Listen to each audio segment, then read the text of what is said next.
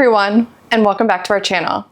Today we're coming to you from the vibrant Georgetown, Malaysia, after wrapping up an incredible 2-week journey in this beautiful country.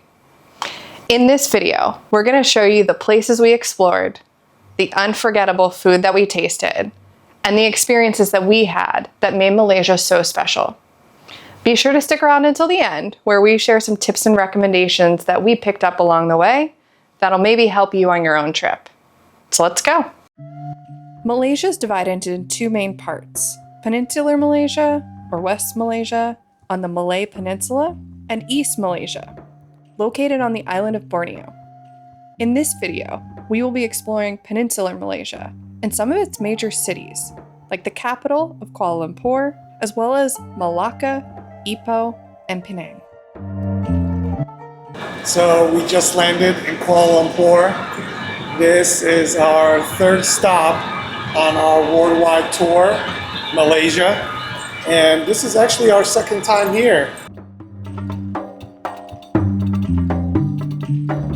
We landed late at night, and we got our grab and headed straight to the hotel, the Hilton, in Petaling Jaya, which was about 45 minutes.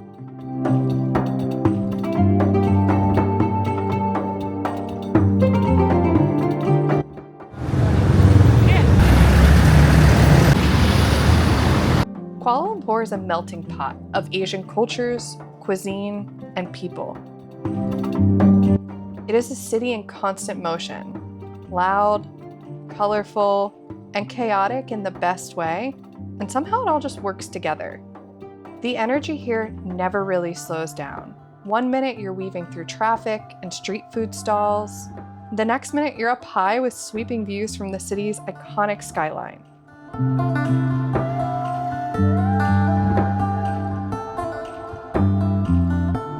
We actually visited Kuala Lumpur 3 years ago and had a chance to explore many places, including Batu Caves,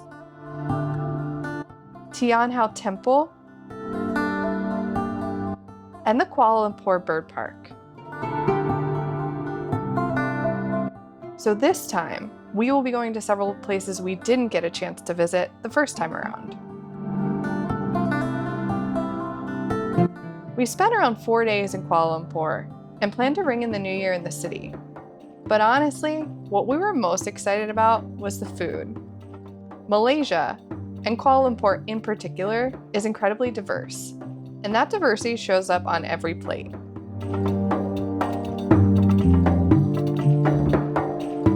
The city is packed with some of the best restaurants, cafes, and bars we've experienced.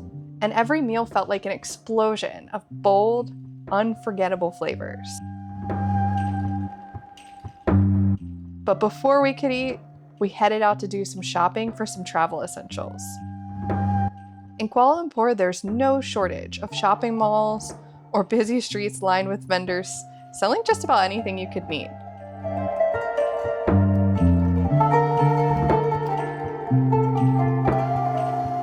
We stopped by Bajaya Times Square to do some shopping and to finally replace our running shoes, which were very much overdue. This place is massive, packed with endless stores covering everything you can imagine. And the best part was seeing it all dressed up in the colorful holiday decorations.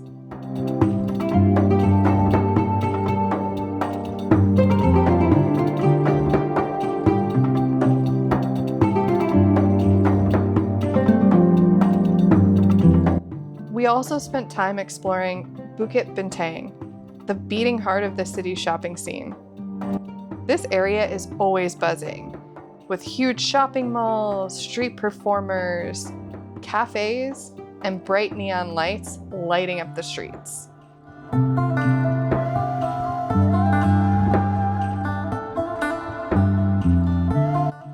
It's the kind of place where you can bounce between luxury stores and casual shopping streets, and somehow still end up finding exactly what you didn't know you needed.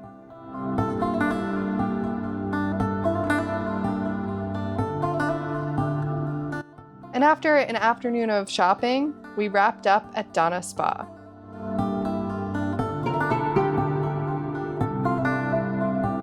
Located inside the Marriott Hotel, it was easily one of the most relaxing experiences we had while we were in the city.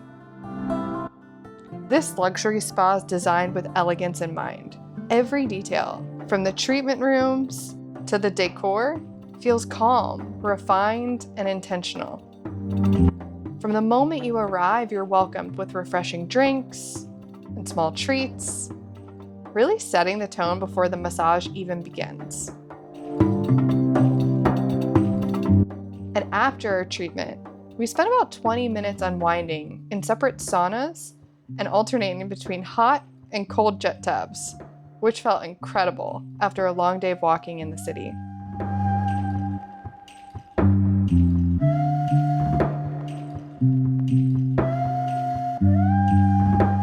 That evening, we headed to one of the most popular food destinations in the city, Jalan Alor.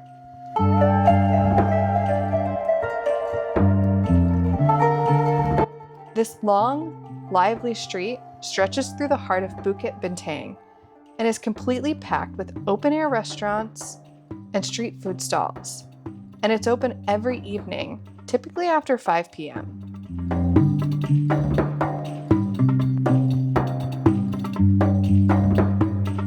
We found ourselves bouncing between a few spots to sample smaller bites before we settled down into a sit-down restaurant to try even more dishes. If you're looking to taste a wide variety of local flavors at an affordable price, this is easily one of the best places to do it in Kuala Lumpur. The next day, we headed to Petaling Street Market, located in Kuala Lumpur's historic Chinatown. This area actually dates back to the city's early trading days and is now a lively stretch of market stalls selling everything from souvenirs and clothing to street food, all set among heritage shop houses.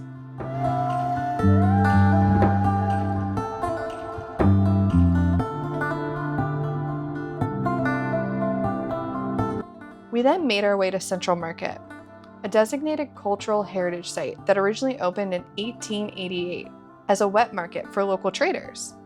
Today, it features a beautifully restored Art Deco front and offers a mix of indoor and outdoor shopping, local crafts, cultural goods, local eateries, and much more, making it a great place to experience Malaysia's creative and multicultural side.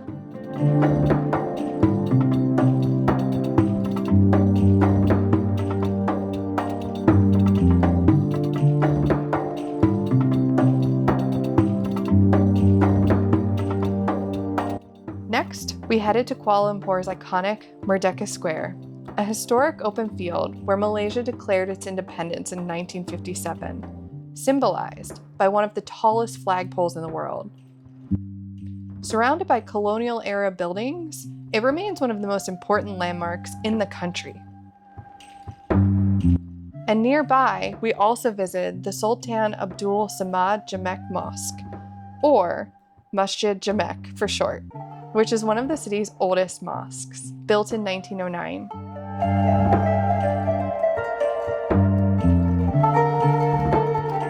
The next day, we booked a city tour with a hop-on, hop-off bus, and tickets are available online or at the kiosk in Bukit Bintang.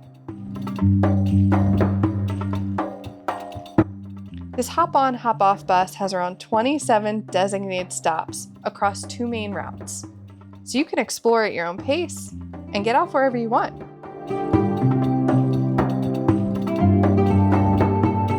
We found this to be a fun and easy way to get a broad overview of the city.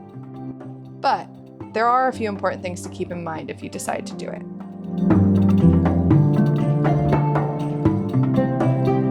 Traffic. Traffic can make the tour move pretty slowly. And rain. Afternoon rain showers can really impact the experience, so always be ready to head inside the bus or hop off. One thing to note is that tickets are valid for a full 24 hours, so you can actually always come back later. And if you're planning to book the evening tour, make sure to do it well in advance, as it is quite popular and sells out quickly. We also celebrated New Year's in the city, but we opted for a restaurant outside of the city limits. Just Wine had a wonderful little setup for the New Year's evening. It included dinner, wine obviously, and live music. It was a nice and perfectly relaxed evening before our early morning departure to a new city.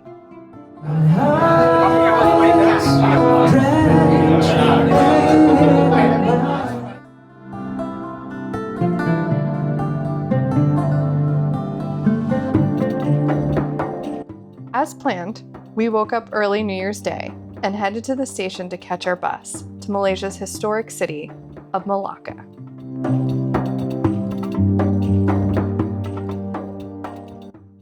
All right, so we just made it. It was a quick and easy bus ride here. It was about an hour and 40 minutes, so we just booked our Grab, waiting for our driver, and we're about to head into town.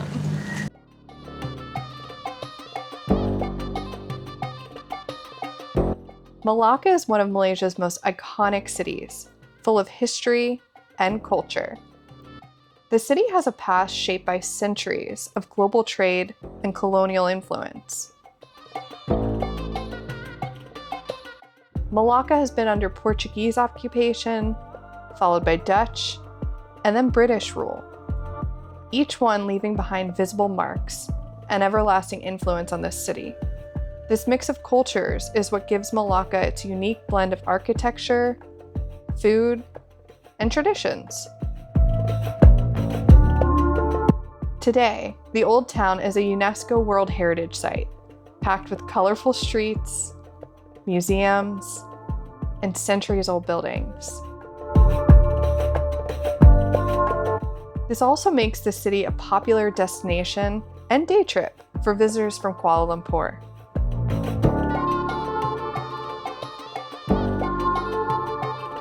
We spent the next few days wandering through Melaka at our own pace, soaking in the energy of places like Dutch Square and the Melaka River.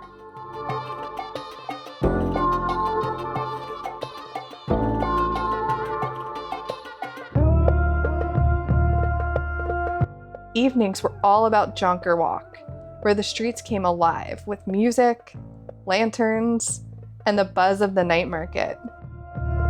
Let's be honest, we pretty much ate our way from one stall to the next until it was time to head back to our hotel. So, if you want to know more about Melaka, the city's rich history, and all the fun things to do there, check out the description section for our full video. Now let's get back on track. We left Melaka and made our way to Kuala Lumpur and spent a full day there before making our way north to Ipoh.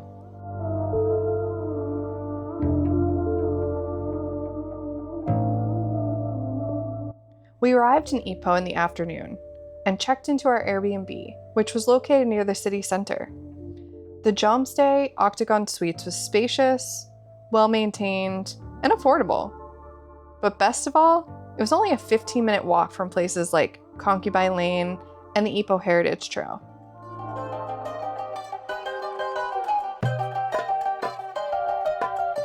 On our first night in Ipoh, we headed straight into Old Town, wandering through the Heritage Trail, honestly with no real plan, just following the lights and the smell of street food. After dark, this city completely transforms. The buildings glow, and all the old colonial and Asian architecture suddenly feels even more dramatic.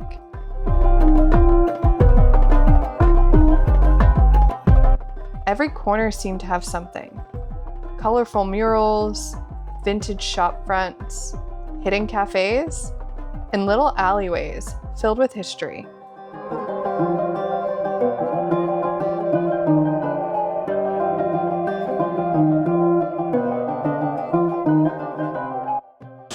Okay, so this morning we're on our way to explore some limestone caves, which Ipoh is kind of really well known for. There's over 30 of them, so we're gonna go see a few today, see how many we can fit in.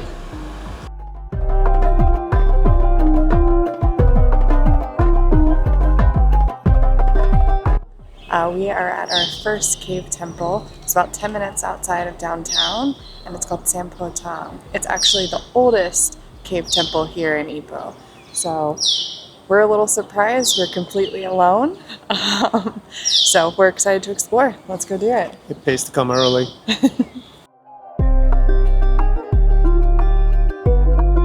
Sampal Tong, Ling Sen Tong, and Nam Tian Tong are three popular temples located just a short car ride on the outskirts of the city and are all within walking distance of each other.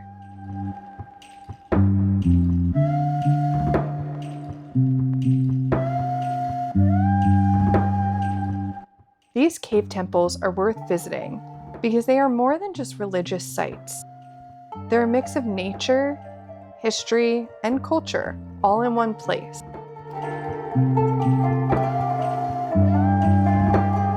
Unlike typical temples, these are actually built directly into ancient limestone caves.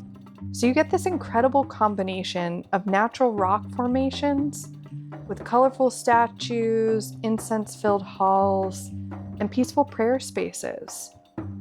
Walking inside feels like stepping into another world, where centuries-old stalactites hang above modern offerings, and everyday local life continues around you.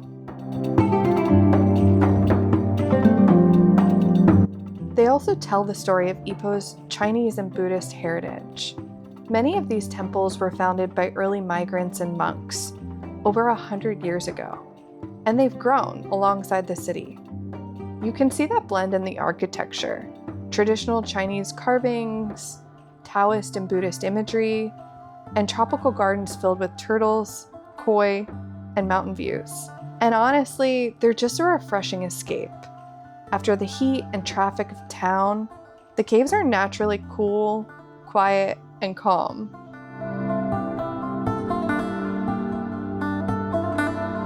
So whether you're there for photography, spirituality, or simple curiosity, each temple has its own personality, making the short trip outside the city absolutely worth it.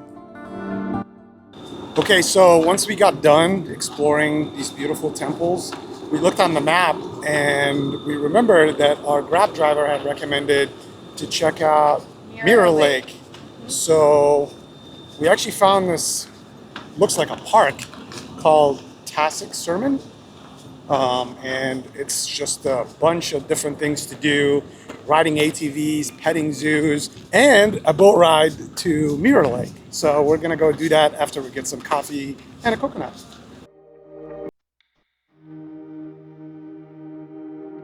Tasik Chairman, or Mirror Lake, is a hidden turquoise lake tucked inside limestone caves, famous for its perfectly still water that reflects the surrounding rock walls like a giant natural mirror. The area around the park also offers short jungle trails, cave passages, and dramatic photo spots. The lake was formed from old limestone quarrying, rather than being a natural open lake. For decades, the area was mined for marble and limestone, and as the digging went deeper, it eventually hit underground water channels. When the quarry was abandoned, groundwater slowly filled the pit, creating the clear, emerald-colored lake, and turning the area into a popular tourist attraction.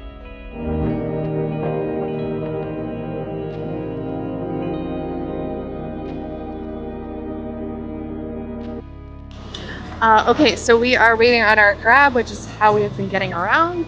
And this one cost us $2 and is right behind us. Yep, and we're gonna take it to head to Concubine Lane and grab some lunch.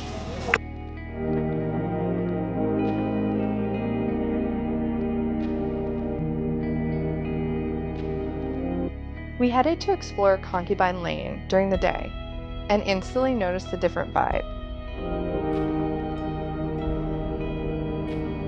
Concubine Lane is one of Ipoh's most famous heritage streets, and it actually belongs to a trio of old lanes that sit side by side.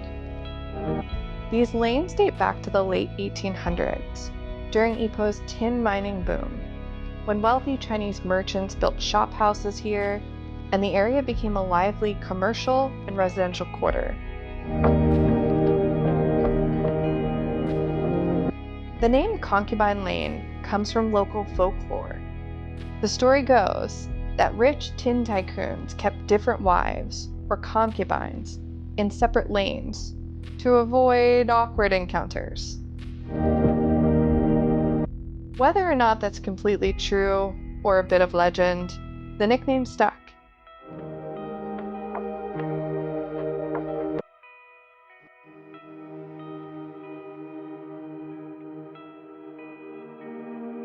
For lunch, we stumbled onto this incredible little restaurant that had actually only opened a few weeks earlier.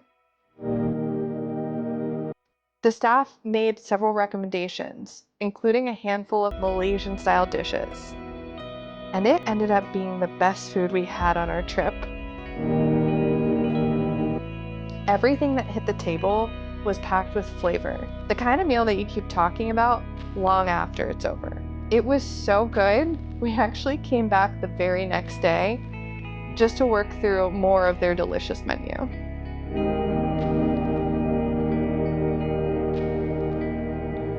By the afternoon, it was time to move on. So we said goodbye to Ipoh, booked a private car to Penang, and set off on the 2-hour journey north.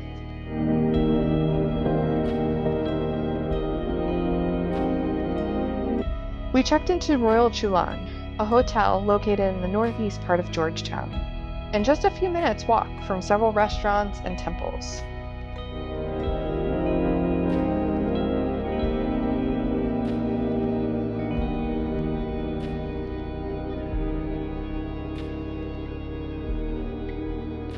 We noticed that Georgetown instantly felt different from the moment we arrived. Part old world time capsule, part buzzing modern city. Every street name seemed to tell a story, with pastel colonial buildings, standing beside Chinese shop houses, colorful temples, and street art tucked into the most random corners.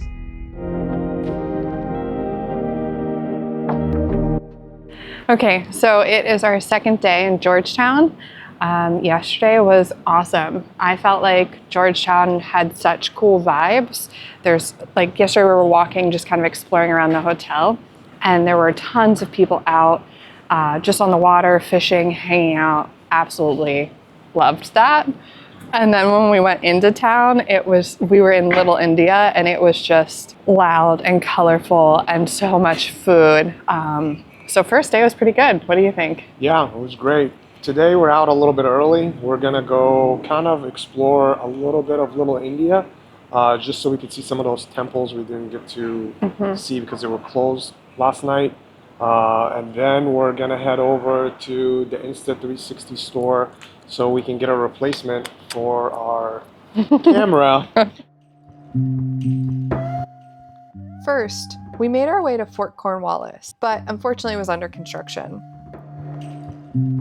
Fort Cornwallis is an 18th century star-shaped fortress built by the British East India Company to secure their first settlement on the island. Today, it's a historic landmark where you can walk along the old ramparts, see original cannons, fort walls, and get a glimpse into Penang's colonial beginnings.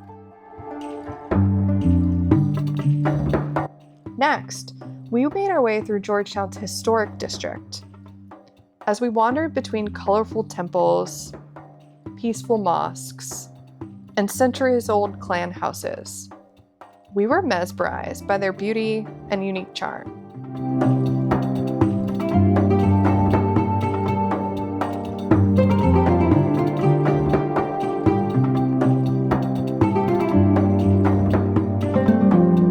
It was incredible to see such a rich blend of cultures and religions existing side by side on this small island, each one adding its own color, story, and soul to the streets around us.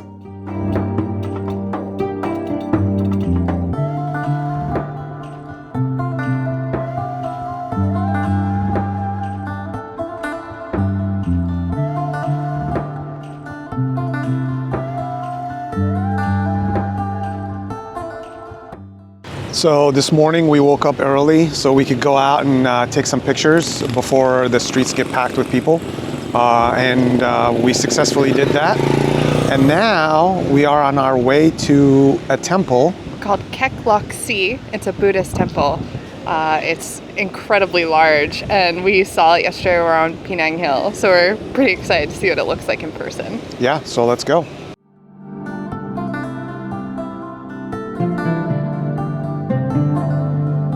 Kek Lok Si is a must visit for anyone in Penang. Our visit here felt like stepping into the heart of Penang's spiritual soul. Built in 1891, this iconic Buddhist temple was created as a place of worship and harmony for the island's Chinese community. And today, it stands as one of the largest temples in Southeast Asia.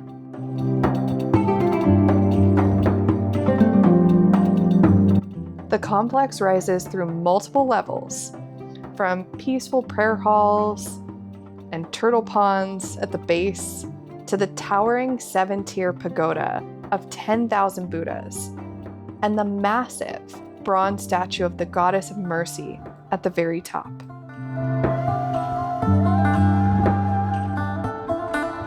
The complex is a living piece of history, layered with faith, art, and generations of devotion.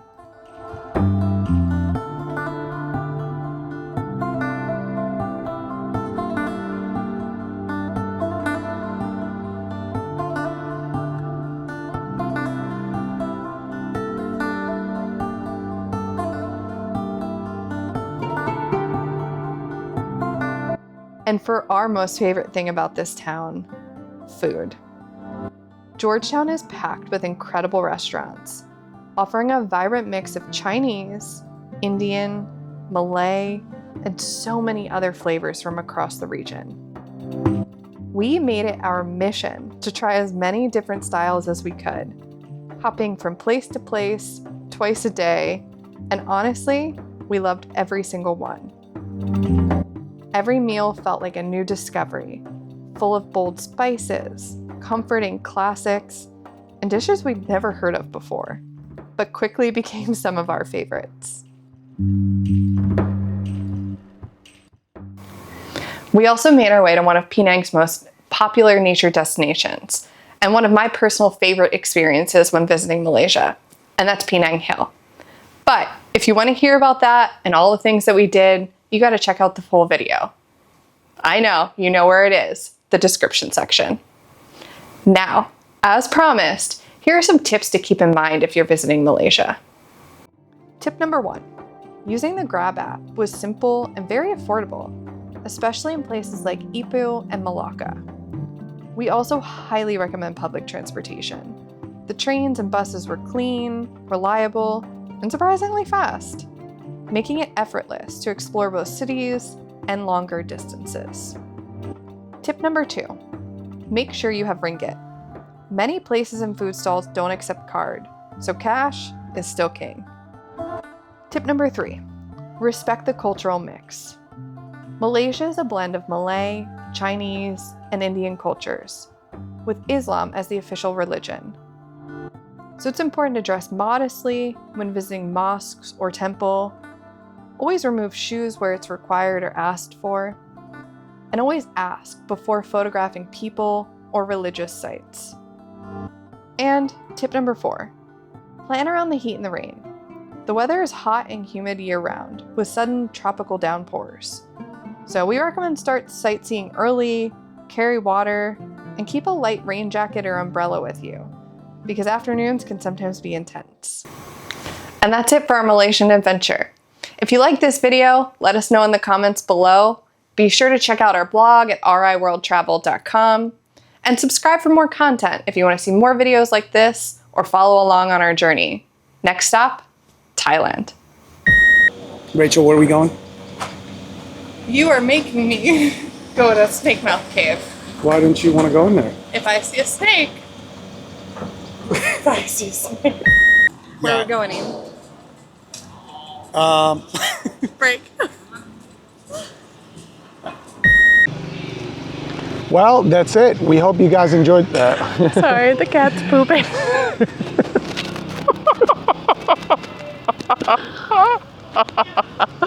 Just took a giant dump.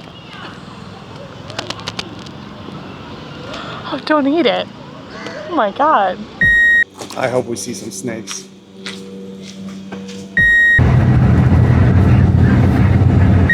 Snake Mouth Cave. Snake Mouth Cave is a little underwhelming, but Why? no snakes. There's no snake.